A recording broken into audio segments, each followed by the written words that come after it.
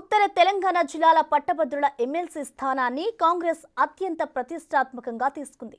BRS అధికారంలో ఉన్నప్పుడు కూడా ఆ స్థానాన్ని కాంగ్రెస్ కైవసం చేసుకుంది. అందుకే ఈసారి కూడా ఎలాగైనా తిరిగి గెలవాలన్న పట్టుదలతో గెలుపు గుర్రాలకి టికెట్ అంటుందట.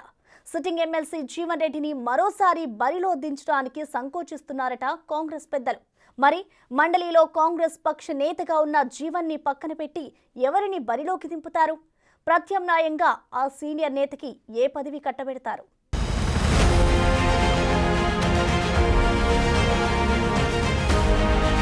ఉమ్మడి కరీంనగర్ జిల్లాలో Congress senior leader MLC Jeevan Reddy Karimnagar, Adilabad, Nizamabad, Medak పట్టభద్రుల నియోజకవర్గం నుండి 2019లో కాంగ్రెస్ అభ్యర్థిగా పోటీ చేసి గెలిచారు. బీఆర్ఎస్ కు మంచి పట్టున్న కరీంనగర్, ఆదిలాబాద్, మెదక్, నిజామాబాద్ జిల్లాల్లో ఆ పార్టీ అధికారంలో ఉన్నప్పుడు పట్టభద్రుల ఓట్లు అత్యధికంగా సాధించి జీవన్ రెడ్డి గెలవటం ఆ సమయంలో కాంగ్రెస్ పార్టీకి నూతన ఉత్సాహాన్ని తీసుకొచ్చిందనటంలో అతిశయోక్తి లేదు. అప్పట్లో జీవన్ రెడ్డి విజయం అధికార పక్షానికి పెద్ద షాక్ ఇచ్చింది.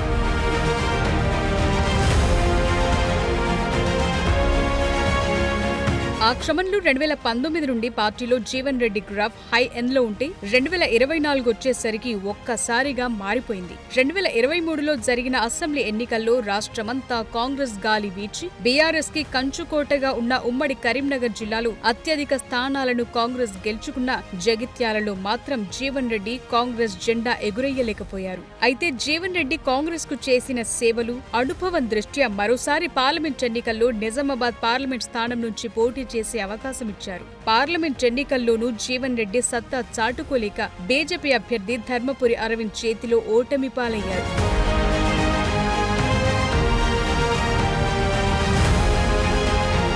ప్రస్తుతం ఎమ్మెల్సీగా ఉన్న జీవన్ రెడ్డి పదవీ కాలం మార్చి 29తో ముగుస్తుంది. ఫిబ్రవరి లేదా మార్చి నెలలోనే ఎమ్మెల్సీ ఎన్నికలకు నోటిఫికేషన్ వచ్చే అవకాశం ఉంది. అయితే ఉత్తర తెలంగాణ జిల్లాల్లో 2 నెలల నుండే పట్టభద్రుల ఎమ్మెల్సీ ఎన్నికల హీట్ మొదలైంది. అటు కాంగ్రెస్ అసెంబ్లీ ఎన్నికల్లో జయకేతనం ఎగురవేసి పార్లమెంట్ ఎన్నికల్లో 8 పార్లమెంట్ స్థానాలు కైవసం చేసుకున్న కాంగ్రెస్ ఇప్పుడు ఎమ్మెల్సీ ఎన్నికల్లో ఎట్టి పరిస్థితుల్లోనూ గెలవాలని కంకణం కట్టుకుంది. ఈ నేపథ్యంలోనే గెలుపు గుర్రాలని నిలబెట్టాలని, ఎట్టి పరిస్థితుల్లోనూ ఎమ్మెల్సీ స్థానాన్ని వదులుకోవద్దని ముఖ్యమంత్రి రేవంత్ రెడ్డి, పీసీసీ చీఫ్ మహేష్ కుమార్ గౌడ్లు సమర్థులైన అభ్యర్థులను ఎంపిక చేసే పనిలో పడ్డారట.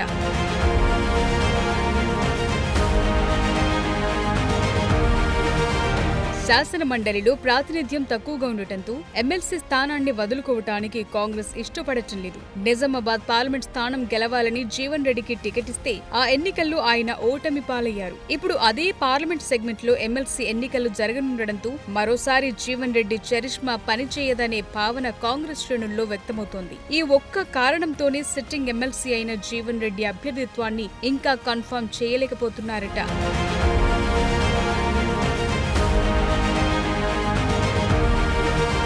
జీవన్ రెడ్డి గ్రాఫ్ తగ్గిపోయిందనే టాక్ నడుస్తున్న తరుణంలో అధికార కాంగ్రెస్ పార్టీలో 4 ఉమ్మడి జిల్లాల నుంచి ఆశావహుల సంఖ్య రోజురోజుకి పెరుగుతోంది. కాంగ్రెస్ పార్టీ నుండి టికెట్ ఆశిస్తున్న వారిలో ఆల్ఫుడ్స్ విద్యా సంస్థల అధినేత నరేందర్ రెడ్డి, ప్రసన్న హరికృష్ణ, వెలిచాల రాజేందర్ రావుల పేర్లు పరిశీలనలో ఉన్నాయి. ఎవరికి వారి అధిష్టానం దగ్గర ఆశీస్సుల కోసం 4 నెలలుగా గాంధీ భవన్ చుట్టూ తిరుగుతూ టికెట్ తమదేనన్న ధీమాతో ఉన్నారు.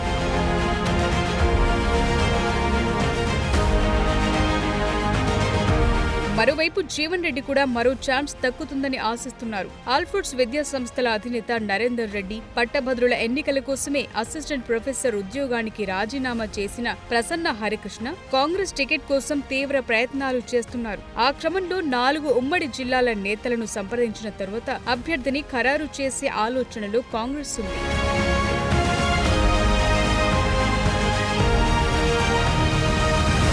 నరేందర్ రెడ్డి 3 నెలల ముందు నుండి కరీంనగర్, ఆదిలాబాద్, నిజామాబాద్, మెదక్ జిల్లాలో పర్యటిస్తున్నారు. నరేందర్ రెడ్డి చాలా సంవత్సరాల నుండి కరీంనగర్, ఆదిలాబాద్, నిజామాబాద్ జిల్లాల్లో ఆల్ఫుడ్స్ కళాశాలలు నడిపిస్తున్నారు. నరేందర్ రెడ్డి విద్యా సంస్థల్లో చదువుకున్న విద్యార్థులు ఇప్పుడు చాలా మంది పట్టభద్రులుగా ఉన్నారు. అలా 4 జిల్లాల పరిధిలో పరిచయం అక్కర్లేని పేరుగా నరేందర్ రెడ్డి ఫోకస్ అవుతున్నారు. ప్రసన్న హరికృష్ణ విద్యావేత్తగా ఎంతో మంది గ్రూప్ అభ్యర్థులకు విన్నర్స్ అకాడమీ ద్వారా కోచింగ్ ఇచ్చారు. కరీంనగర్, మెదక్ జిల్లాల్లో అసిస్టెంట్ ప్రొఫెసర్ గా పనిచేశారు.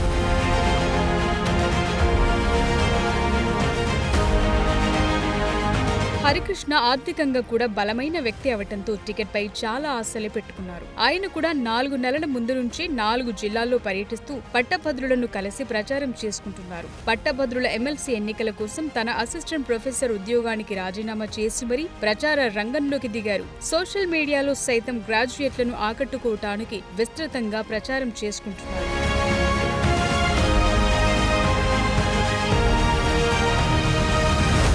నరేందర్ రెడ్డి, హరికృష్ణలిద్దరూ 4 జిల్లాల్లోని కాంగ్రెస్ ఎమ్మెల్యేల మద్దతు కూడగట్టుకోవటానికి ఎవరి ప్రయత్నాలు వారు చేసుకుంటున్నారు.